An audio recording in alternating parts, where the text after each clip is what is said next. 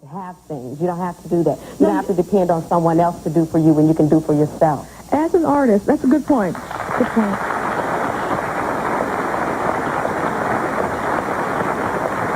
As an artist yourself, how do you feel about some of the lyrics in rap music? Because I read some of them, and I was, as a woman, offended because some of them are offensive to women. How do you feel about those lyrics? I don't think that those lyrics apply to me. For you wonder why they call you bitch. I don't think that applies to me. I am a woman who works on my own, and I get out and I do the things that I have to do for me. So that don't apply to me. But he's letting you know. He was just letting some of the women know. You wonder why this brother right here call you a bitch. Well, you lay around these superstars and you ask them for money, you asking them to do things for you. Get out and try to do it yourself. And it's brothers will get out and give you that helping hand if they see that you want it and you're trying. That's anybody.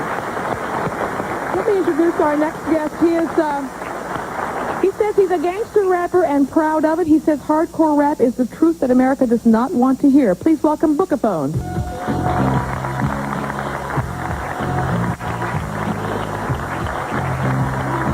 Hey, man.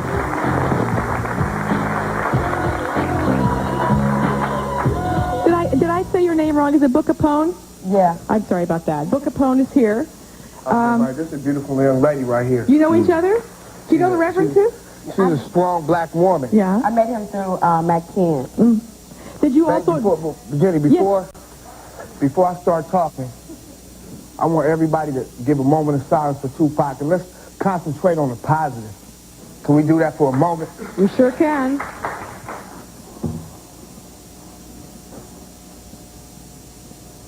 Why don't you tell us about the positive? Tell us some good things about Tupac. Some good things about Tupac. Basically, he told young black males to, when you talk to white society, look them in their eyes. Stand up, look them in their eyes, and tell them how you feel. Tell them how you think. That's what I got from Tupac. I got the positive. He said, hey, man, I'm doing what I do, but you ain't got to be a rapper.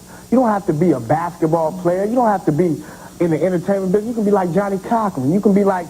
you can be a doctor. You can be, you know what I'm saying? You can use your mind. That's what I got from Tupac. I got a young black male that they say our age group from 18 to 25, we Generation X, we don't know what we doing. We don't know where we going. And that's ludicrous. Tupac taught me to basically stand up for what I believe in. I got an opinion like everybody else got an opinion. Your life was like his life, you said. My life was like Tupac. I lost my mother when I was 10 years old. She was gunned down. She was shot in the back of the head at 10 years old. My father came to my mother's funeral in handcuffs. My father's incarcerated to this day.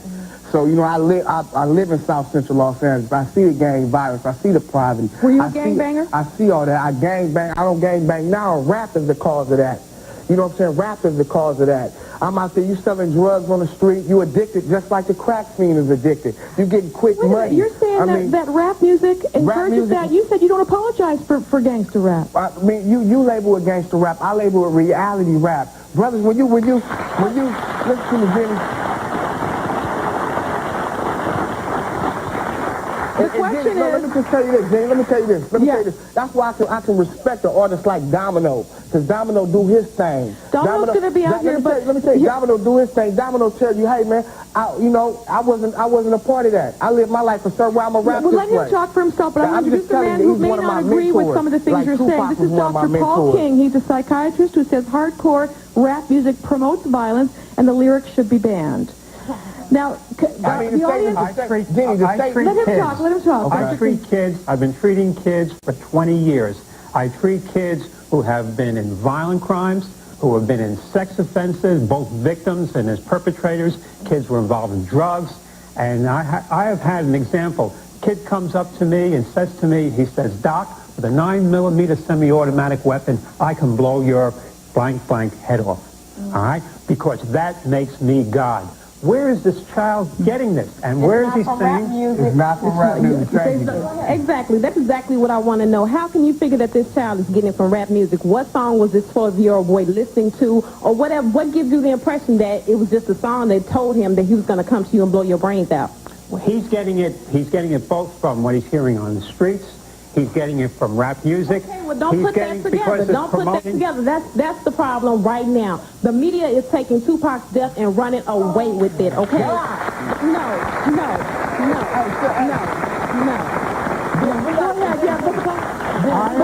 I have had kids that have committed violent crimes say to me that they are inspired by the lyrics of their favorite artist. That's a lie. Is he on the green? Book a poem, go ahead. I had a chance to talk to Mr. Hawkins in the green room. Mr. Hawkins, his son was brutally murdered. You know what I'm saying? Yeah. Brutally murdered in Bensonhurst, New York. Man, violence was here from day one. Rap didn't start no violence. Violence, man, rap didn't start no violence. People die every day, man. Okay, Book of Poem, we gotta take a break. There are two sides to this issue, very much so. In fact, when we come back, we'll talk to a mother who says if it weren't for gangster rap, her son might be alive today. But first, taking us to a commercial break, please welcome Rhyme, everyone. Yo. It's like this, y'all. What's up? Yeah. It's like this, y'all. It's like this. Check it. It's like this, Tupac had it all. Yes, y'all, come on. We gotta give it up, y'all. It's like this one time. Give it up for the Jenny Jones Show. Bail and the mug shot. Chances are not good. Hands on a hot hood. Now you're getting cuffed on Madison and Lockwood. I rock good till they send me home. Yes, y'all, I'm representing on Jenny Jones. 1, 2, 1, 2. Yes, y'all, and you don't stop. City Hall. Yeah, one time. Rhyme. Thank you very much. We're continuing with our next guest. David Biaz is the editor of Entertainment Monitor magazine and helped to launch Death Row Records, the label that handled some of rap music's most controversial artists, including Tupac Shakur. And I want to talk about some of his Tupac's history, what happened the night he was killed. Before we do, we have someone on the phone. His name is Scott Whitwell. Now, this is a man who was shot by Tupac Shakur. We actually sent a camera to Atlanta so he could tell us where and what happened, and take a look at this. Basically what happened on the night of the shooting, we had crossed the street and just about made a cross when a blue car tried to make a right turn. The car almost struck us through where we were walking. There was a little verbal confrontation between ourselves and the driver. 2 carloads of people pulled up, and the first person that stepped towards me had a pistol sticking out of his belt. I made it across this street here, and it was about that point I heard gunshots ringing out. And I felt one of them strike me in the back in my waist area. I mean, obviously I was devastated at the time of the shooting. I thought it was crazy that a famous singer will be out shooting someone in the back. Scott is joining us by phone. Well, let him... Hang on a second. Scott, are you with us on the phone? Yes, ma'am, I am. Okay, he's on the phone from Atlanta. And I just want to be... you were off duty that night that this happened? Yes, ma'am, that's correct. And these cars just pulled up, and one of the people in the car was Tupac Shakur? Well, I learned later that the person that shot me was Tupac. You didn't know at the time? No, ma'am, I did not. Tell us, just walk us through that night again. Tell us what happened. It was a verbal confrontation with a motorist that I don't think was associated with Tupac Shakur. After leaving away from that scene, Mr. Shakur and his entourage that I found out later pulled up and surrounded myself and my brother and my sister-in-law and made threats, and they were armed in an attempt to get my sister-in-law from the scene. While running away from the scene, Mr. Shakur shot me in the back. Now, hang on a second. I know that you are not here to... the man has been killed, and you're not here to judge him, but he also was not convicted or charged. Is this No, true? ma'am.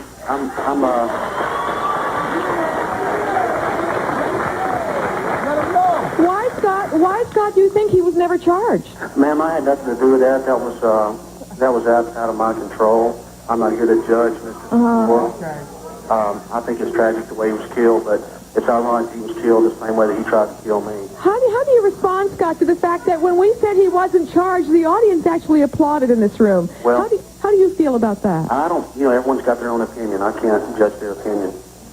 Were you surprised when he was killed? Yes, ma'am, I was. I sure was. Yeah. Do you ever listen to rap music? No, ma'am, I don't. The first rap lyrics I ever saw was I read some of Tupac Shakur's lyrics after the shooting occurred, and that was the first experience I'd had with rap lyrics. Are you okay now? Yes, ma'am. Things are getting better every day. All right. Scott, if you can hang on the phone for a second. Go ahead, sir. I have a comment. Isn't it true, Scott, that you're a police officer, and throughout time, the police officers of America have labeled the young black males as endangered species? And all I have... Another thing that I'd like to say, Johnny Cochran said it best, if it don't fit, you must have quit. Tupac will always live on. Represent. Yeah.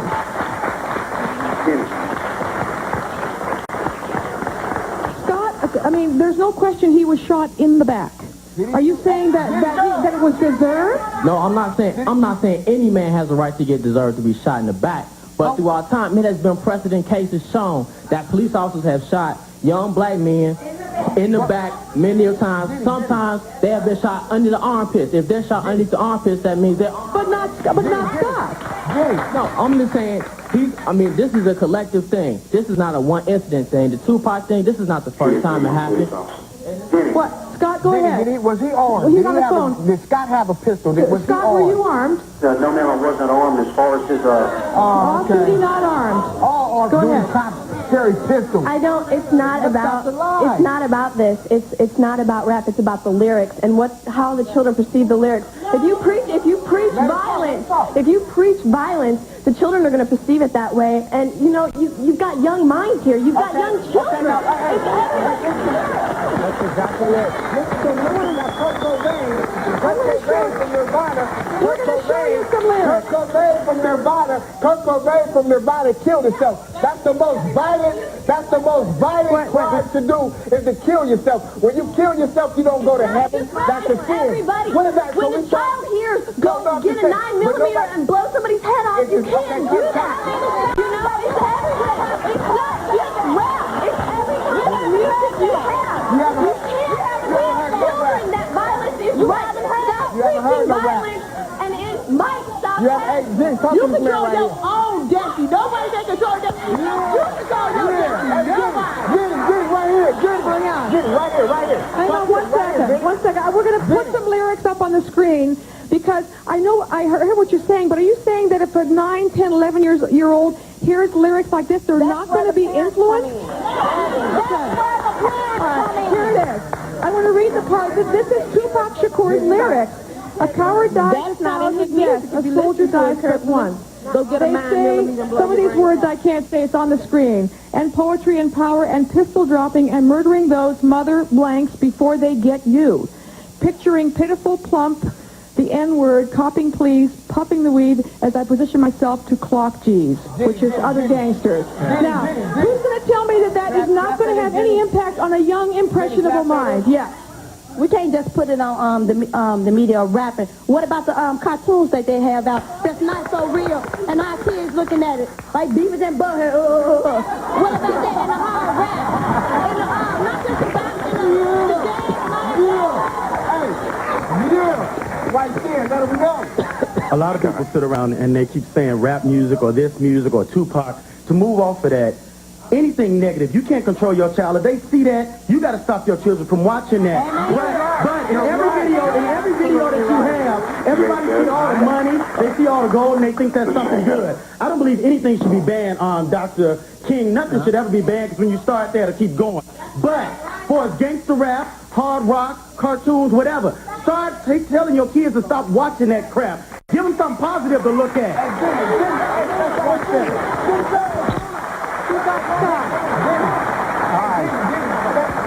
Scott's not here. He wants to say something. Scott, you're still on the line. What do you want to say? Scott? We lost him. Yeah, put the phone. Yeah. Now we got to check and see why are we acting like this. We need to check the government. Say we need monies to set up programs for therapy. It is for therapy. Dr. King, yes. Let Dr. King say, put the phone, hang on. Dr. King, Dr. King. What we need, we have children that grow up at an early age to get those pro-social values. Those values come from home, school, and church. When a child has those values, they have some protection. But what happens is that the commercial packaging of evil power and selling it to kids in the form of violent lyrics, whether that be rock or rap, in the videos.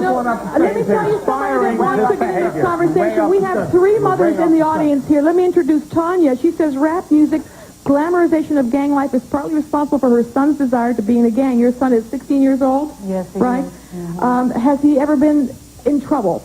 Well, he done been jumped on a couple of times from other gang members. He is in a gang. Was he shot? No. He was not shot? No, he'd been hospitalized with broken parts of his body. You know, but I would like to say, I don't think, not saying rap music itself, gangster rap. I mean, the kids listen to that. I mean, forget the fact, you know, that just on the parents and all that. I understand that and I agree to that to a certain point. But the bottom line is they listen to that music. Y'all glorify, you know, and going on in your neighborhood. Okay. People are growing up around this situation every day. Exactly. Okay. You don't have to listen to rap music when you can walk outside your door and it's happening. Exactly. But rap music ain't helping it on. Okay, they go outside, they doing a hit, and they hit it with rap music. We're not just putting it on rap music, we put egg rap music. Hang on 1 second, Tanya. 1 second. Thank you. I just want to say music does not mold the person because the person is already molded. Jesse Dahmer didn't kill them people because he heard that in Tupac. He killed them because he was hungry. He was crazy.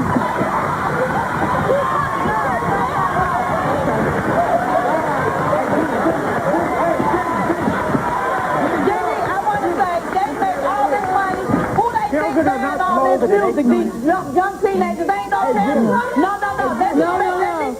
People under 19 are buying all the music. Okay. Under 19. So then that shows you how many people listening to it. You know, it's easy for you to talk. Hang on. No, 1 second. I'm looking for moms. How many women in the audience have teenage children? Because you have to respect this woman's position with her child. And another woman here, this is Joyanne Gilmore. You lost a son to a gang. He was drive-by, shot, killed. My son never belonged to a gang anyway. Like you say, it does start at home. You upbring your child. Okay, I'm not saying that just gangster music or rap music is the causing of all this, but think about it. You see all the gold, you see the money flashing, you see the glamorous life that they're living. And to the young lady on the panel that said, not only Tupac, because I think Tupac was a very nice-looking, intelligent man, but I feel like if he's telling you, bitch this and, you know, be that and all this, and you got your mama, you got yourself, number one, regardless of whether any man ever call you the B word. I have to get this question in. Hang on. This is a man that promoted a culture. The culture he promoted killed him. Now, why are we supposed to be here and give homage to it? That's not true. Saying because you think... The culture that he helped to create is the culture that killed him. Yeah, he didn't help to create that. It was already here, partner. It was already here, partner. It was already here. It was already here to a fact. Why do you think all young black males think they got to be strapped? Think they got to be that? It's the society. It's the politicians. It's the poverty. It's the economics. It's all that goes into it. I want to know why is it that, you know, the media always make it seem like gangster rap is so bad, but what about the hardcore music that all these white people listen to? That's not playing nothing of that. It's not publicized like gangster rap is. That's not right. In 1985, I testified at the U.S. Senate subcommittee hearing on rock music about the evil in heavy metal music. So it is not just gangster rap. All right, it is in heavy metal music. Everybody knew band black people, band black people, band. One more comment from the Reverend. That there are those positive qualities that Tupac had that need to be lifted up. This was a man who came from devastating poverty, rejection, to achieve stardom. One of the things that he told me, by the way, while we were conversing, which I would hold up for everybody here and for all of the youth across the country, he said to me, he said, you know, Rev, whenever I wanted something, I draw a picture and find a picture and put it over my bed. And I'd sit long and often and stare at it. And I would not sleep in the bed until I achieved what I had above the bed. This kind of determination, all you need to hear, and all of us need to hear, that still in this country, no matter who you are, where you are, if you apply yourself, you can achieve your objective. Tupac delivered that message, and I think that message needs to get out. He did achieve. But also, aren't those people who do achieve and become, especially those who become famous, don't they have a responsibility to turn back around and do some good? Well, he did. He never left the game. Teams and everything else. We gotta come back. We'll be back with rap superstar Domino. But first, another message from Rhyme. Stay with us. Evacuate the premises, my skill is limitless. Feed off the timidness of all you other images with low winning percentages. I'm out for wages, hoping it's contagious. My interstate old fake grows like when the bay goes. You know the time like Seiko, cause gaining ground on me is like walking in some Play-Doh. I'm on pace like that bus in Maywood. I rock shows just to stay good with jeans and a gray hood, cause I be real like Cypress, the hypest, yeah. I think Tupac's situation was tragic situation because it really didn't have to come to that.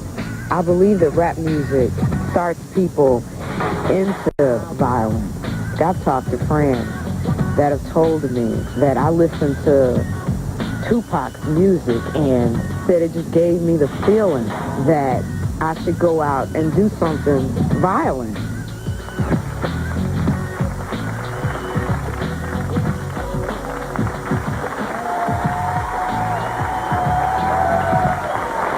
My next guest personally took up the fight for Tupac Shakur when Tupac was jailed on rape charges. He's a committed and sometimes controversial speaker. Please welcome Reverend Al Sharpton.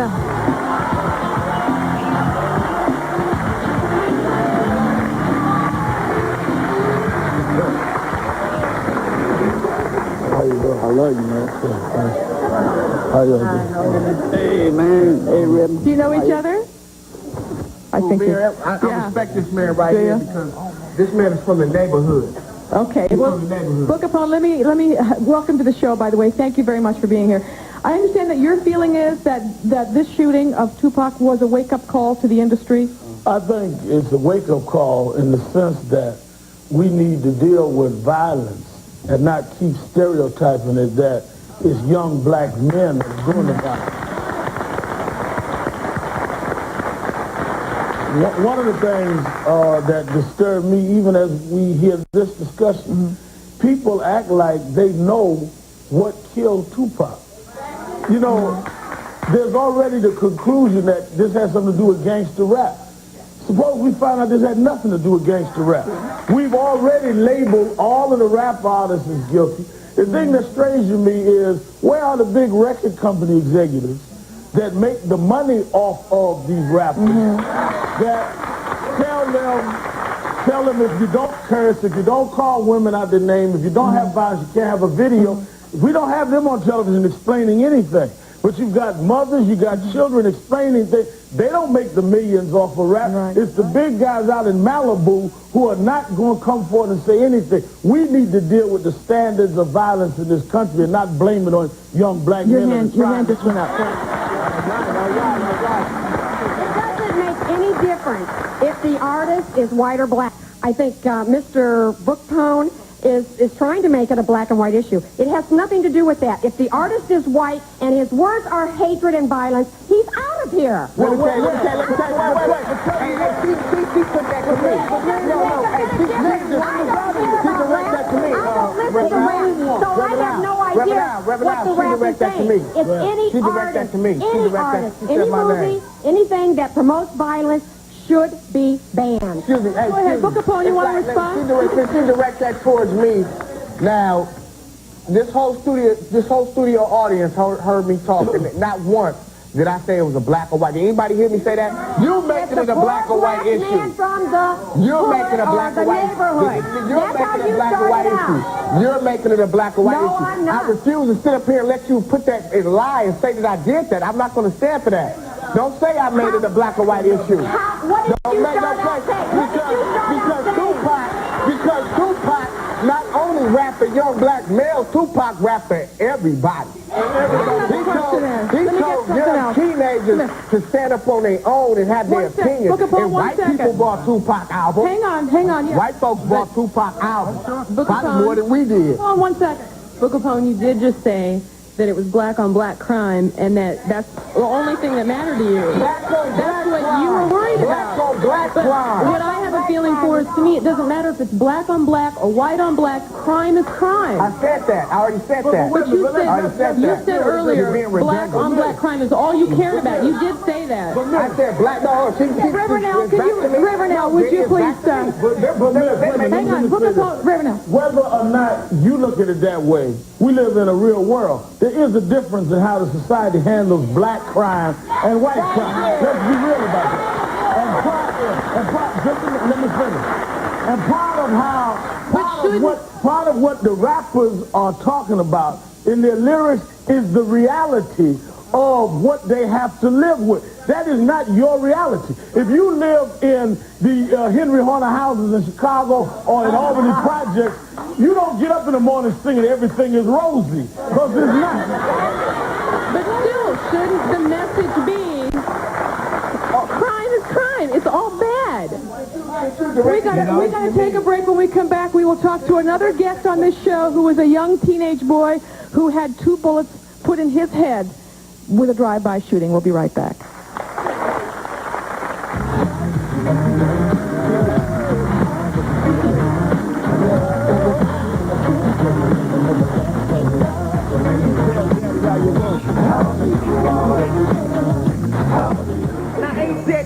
Like Jason, you can't win for losing because of the grip that you're making. But this particular paper's like a power to the greedy, a guide to the hungry, keeping life in the need. And so we're brainwashed, thinking of it. But don't get me wrong, because I love it. I used to like George Washington way back when. Now I'm sprung on Benjamin Franklin. Now with these people, I could go on like so on and so on and so on. Trip. Who bought your clothes and who bought your food? Who bought your girl and who bought your dude? Cause the small talk tell me who you're trying to get, cause you didn't buy jack your money. Get the picture. Money is everything. Money is everything. Money, money, money, money, money, money, money.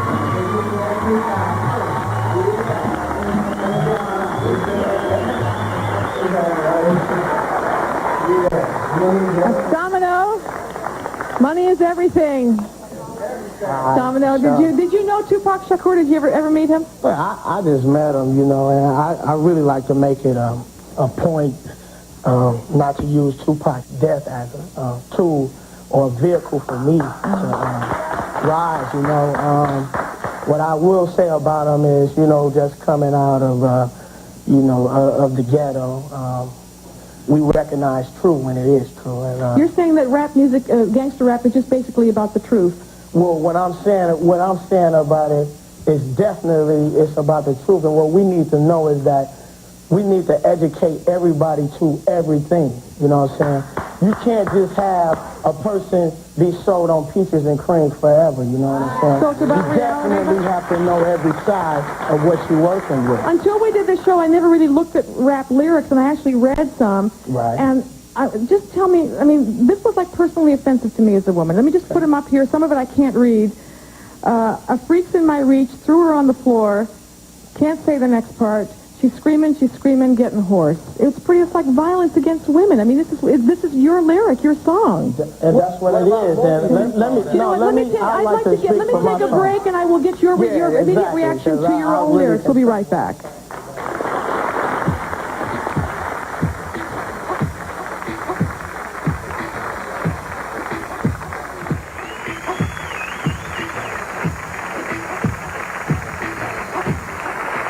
Let me reintroduce David Biaz, the editor of Entertainment Monitor magazine. Let me just kind of run through a history. You're familiar, I'm sure, but some of the viewers may not, of Tupac Shakur's life. 1992, a stray bullet from his discharged gun killed a 6-year-old boy. 1993, arrested for beating up film director Alan Hughes. October 93, arrested for shooting at 2 Atlanta police officers, which was Scott on the phone. November 93, convicted to 4.5 years for sexual abuse. He said he never did it, but he served 8 months for that. And then he was shot 5 times in Manhattan, November 94, and robbed of jewelry worth about $40,000. In fact, he was in a wheelchair from that shooting when he was going to trial. Isn't that correct? That's correct. Right. Correct. So, and you missed the MTV Music Awards this past a couple months ago, where he had an altercation with Notorious B.I.G. Yes. Walk us through the night in Las Vegas. What happened? He was there for the Tyson fight, correct? He was there for a Tyson fight. He and Tyson are good friends, and since Tyson's been out, he's attended every fight. So it's foreknowledge that he would be at that fight. He and Suge. They attended the fight. After the fight, there was an altercation, very verbal altercation between... Now, Suge, the man he was with, is the person who runs Death Row Records. Yes, CEO of Death Row Records. Right. He runs a $100 million a year company, which Tupac is signed with. He's the person, by the way, that some people have said was the intended target. Yeah, we'll get to that. Okay, all right. But anyway, so they had a fight with supposedly rival gang members. Suge is involved with the Bloods. He has said it, and it's pretty much public knowledge. Oh, yes, public knowledge. There were many gang members in town for the fight, and a Cadillac pulled up passenger side. Two guys supposedly had opened up and started firing, and Tupac was hit trying to scramble in the back seat. He was standing up in the car, I think. Actually, well, he was trying to get in the back seat for more, I guess, protection. And they're saying that if he had stayed down, he may not have been hit. 25 years old. 25 years old, yeah. Very sad. And I have to really quickly just answer the Reverend Sharpton, is that he puts the blame, I guess, or at least is blaming all this on the white record executives, the ones that run MCA, the ones that... I got to tell you, I've worked with the people of Death Row and NWA way back when. These are people that settle their disputes with guns and pipes. And that's the way of life for them. And that is the way of life for them. Well, no, wait a minute. Let's be fair. First of all, I said that they make a lot of profit. The other thing is, let us also be honest.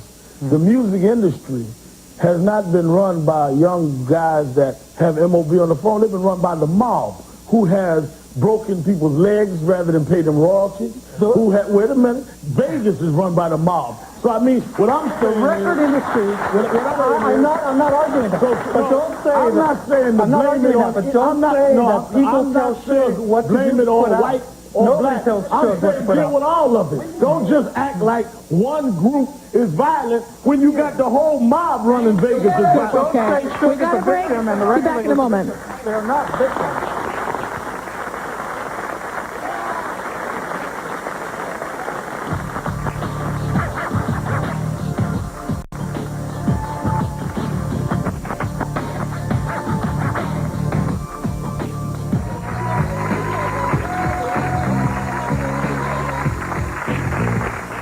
We really are out of time, and there are no easy answers, obviously. It's a very two-sided issue. Rap music is about free speech. What I do is about free speech, and we're not saying that the lyrics should be banned. And Book of Poem made a really interesting point earlier. It's not just about the music. It's about government and government not being involved. It's about society and our own communities not being involved. But at some point, we do have to take a look at how children are impacted by some of these lyrics, and maybe we are the ones that have to start making the change. I thank you all very much. We got to go.